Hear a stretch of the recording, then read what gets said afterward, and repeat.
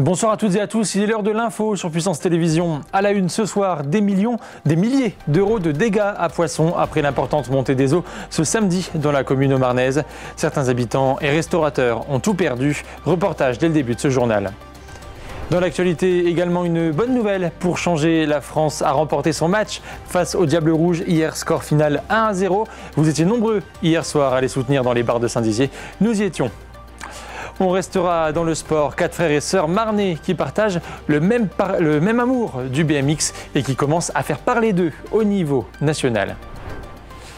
Des passations de commandement avaient lieu au sein de la base aérienne 113 de Saint-Dizier cet après-midi.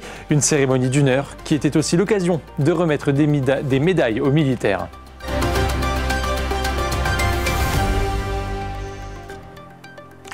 Mais dans l'actualité, d'abord, cet incendie survenu à Bar-le-Duc cette nuit aux alentours d'1 heure du matin dans un garage automobile situé chemin de Curmont. L'incendie a détruit 3 véhicules, 23 sapeurs-pompiers, des casernes de Bar-le-Duc et de Tronville-en-Barrois se sont rendus sur place avec des engins pompes, un porteur d'eau et une grande échelle. La police nationale a ouvert une enquête pour déterminer les causes de cet incendie. Un article complet est à retrouver sur notre site internet et notre application mobile.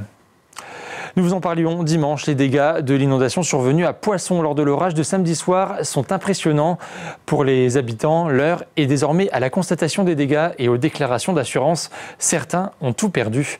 On fait le point avec Céline Moreau. Tout est à jeter. Ce restaurateur de la commune de Poissons constate, impuissant, les dégâts dans son établissement causés par les inondations de ce week-end. Tous les frigos, toutes les caves à vin, tout ça sont couchés. Samedi soir, la boue est montée jusqu'à 1 mètre de hauteur dans son établissement. Depuis, il n'a cessé de nettoyer avec l'aide de sa femme et de ses voisins. On a dû jeter toute la marchandise. En plus, ici, nous autres, on commencé la nouvelle carte cette semaine-ci. Comme on est fermé, une perte de chiffre d'affaires sur le tabac, une perte de chiffre d'affaires sur la FDJ, une perte aussi pour tout ce qui est colis. En été, on fait un chiffre d'affaires qui est plus ou moins entre 15, 18, 20, 22 000 euros.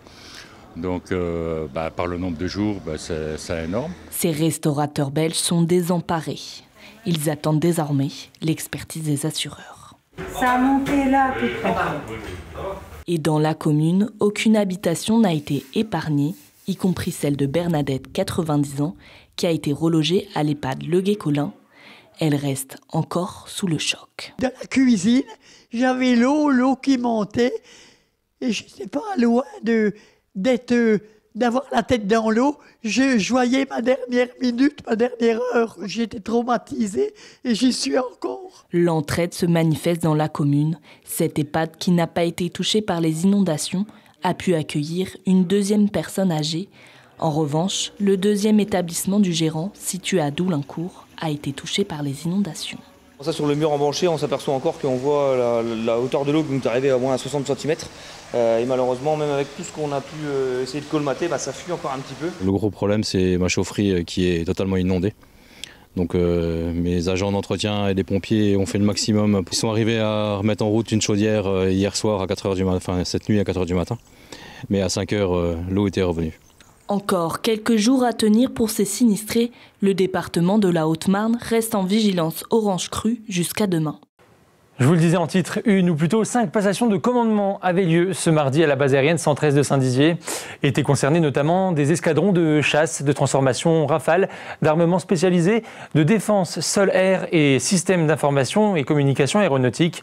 Une cérémonie d'1 heure qui était aussi l'occasion de remettre des médailles à plusieurs militaires. Écoutez. Je rejoins l'école militaire à Paris pour faire ma scolarité de l'école de guerre pour 1 an. Voilà. Et à l'issue, j'espère pouvoir revenir sur cette magnifique base et pouvoir prendre le commandement de l'escadre cette fois à partir de l'été 2025. Dans le cadre des Jeux Olympiques et Paralympiques, il y a des moyens de l'armée de l'air qui sont mis en œuvre pour la protection de cet événement et nous participons au même titre que toutes les unités de l'armée de l'air à la protection des JOP. L'actualité, c'est aussi cette bonne nouvelle pour tous les supporters de l'équipe de France. Les Bleus ont remporté leur match hier soir face au Diable Rouge belge. Une victoire 1-0 qui permet aux Français d'accéder au quart de finale. Nous vous avons suivi dans les bars un reportage de Céline Moreau.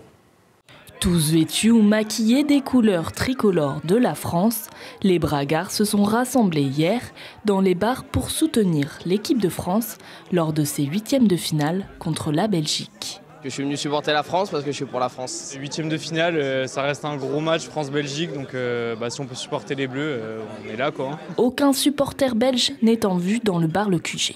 C'est l'Euro 2024, en tant que sportif, c'est le produit phare de mon bar. Retransmettre tout ce qui est événement sportif, je retransmets tous les matchs, d'autant plus pour la France. Entre amis ou entre collègues, ils sont venus nombreux pour visionner le match. À la brasserie du commerce, ils ont quelques pronostics. Moi je dirais 2-0 pour la France, on va bien se reprendre en deuxième mi-temps. Et voilà quoi. Allez les Bleus. Ouais, pareil, 2-0. Oh oui, 8-0 pour la France. 4. J'avais dit 4-1 au début du match, mais là je vois plus un 2-1 je pense, pour la France. Malgré quelques occasions de Lilian Thuram à la 34e minute ou encore de Aurélien Tchouaméni à la 45e minute, la France ne marque pas. Au bar, le bien et le mal, on regrette le faible niveau des Bleus. C'est compliqué, c'est vraiment compliqué. Moi, de toute façon, ça fait désormais quelques mois, là, j'ai un peu de mal. M'énerve, il joue mal, il joue comme les Marlin-Vallée, donc il commence à m'énerver. Donc il y a un moment donné, il va falloir faire quelque chose, mais Deschamps, je pense qu'il va faire quelque chose. Et Didier Deschamps va en effet effectuer un changement. Peu après l'heure de jeu, Randal Kolo Muani fait son entrée sur le terrain et à la 85e minute, ce changement s'avère payant. Le match bascule sur une attaque initiée par Théo Hernandez. Randal Kolo Muani frappe et marque le but.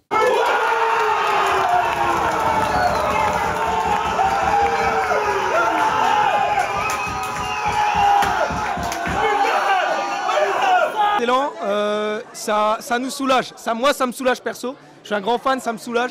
On a marqué ? Non, on a marqué, mais avec l'aide des Belges. Oui, avec l'aide des Belges. Parce que sinon, c'était pas gagné, je vous le dis. La France garde le rythme et s'impose contre les Diables Rouges 1-0. Les supporters vont fêter la victoire jusqu'au bout de la nuit. Les Bleus joueront vendredi à 21h contre le Portugal pour les quarts de finale. Les sœurs Williams au tennis, les Manodou en natation ou encore les Lebrun au tennis de table. À ces fratries sportives célèbres pourraient se rajouter les Léoto dans quelques années. 4 frères et sœurs marnais qui partagent le même amour du BMX et qui commencent à faire parler d'eux en haut niveau. Gaël Bossu est allé à leur rencontre. Sur la piste de BMX cet après-midi, l'entraînement paraît tout à fait normal, au détail près que tous les pilotes sont de la même famille. Camille voulait faire le saut en bonté. Sacha, 14 ans, Camille, 12 ans, Lilian, 8 ans, et la petite dernière, Apolline, 6 ans, sont tous des mordus de BMX, et le responsable de cette contamination sportive, c'est Sacha. Depuis qu'il a commencé à rouler à l'âge de 4 ans, il n'a jamais arrêté et a entraîné toute la famille. Moi j'ai toujours eu peur d'en faire parce que j'avais peur, je voyais les gens qui tombaient et je me disais mais on peut se faire mal et tout. Et Sacha il me poussait tous les jours, il me disait allez c'est super cool le BMX, tu vas t'amuser machin. Et du coup un jour j'ai voulu essayer et pareil que Sacha j'ai adoré et je me suis plus arrêtée. Et voilà, tu fais un passage là pour te la remettre. Je trouve que c'est bien qu'on partage tous le plaisir parce que être tout seul ça aurait pas été pareil alors que là on peut parler de ça un peu tout le temps, on a les mêmes pensées et tout et voilà. En vrai elle passe tranquille je pense mais... Aujourd'hui, les 4 frères et sœurs sont licenciés à Fagnières dans la Marne. Est-ce que vous prenez exemple sur votre grand frère, votre grande sœur ou pas? Oui, moi oui. Moi aussi. Enfin j'essaye en tout cas. Moi je prends exemple sur leur... vitesse et leur technique et tout quoi.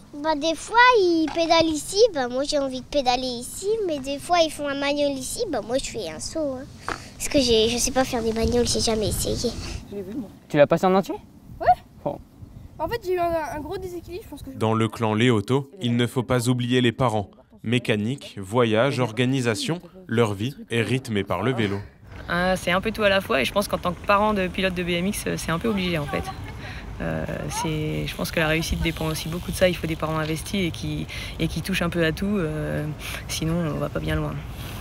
Une fois l'entraînement sur la piste terminé, direction le pump track juste à côté pour quelques tours de roue supplémentaires. a certains, ouais, on a du mal à arrêter. Hein. Les 2 garçons roulent tout le temps. Et puis Camille aussi. Mais ils peuvent faire des heures sur Pump Track surtout. C'est assez fun et ça dure longtemps.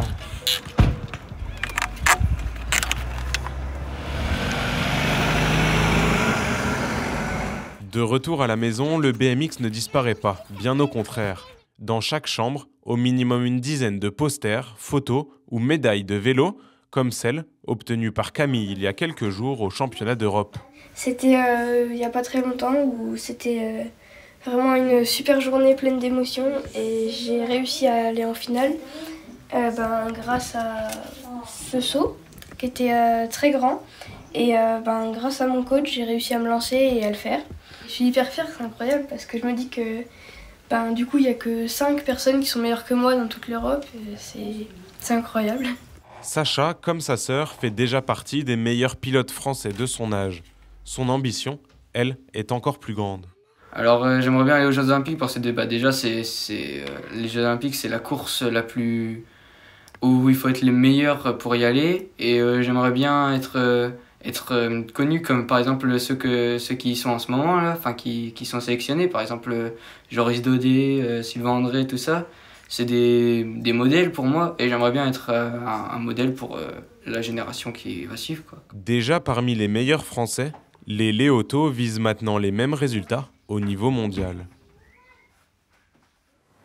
Et c'est ainsi que se termine ce journal. Merci à vous de nous avoir suivis. Dans un instant, les prévisions météo de demain. Prochain point sur l'info demain à 19h. Restez avec nous, l'info continue sur Puissance Télévisions.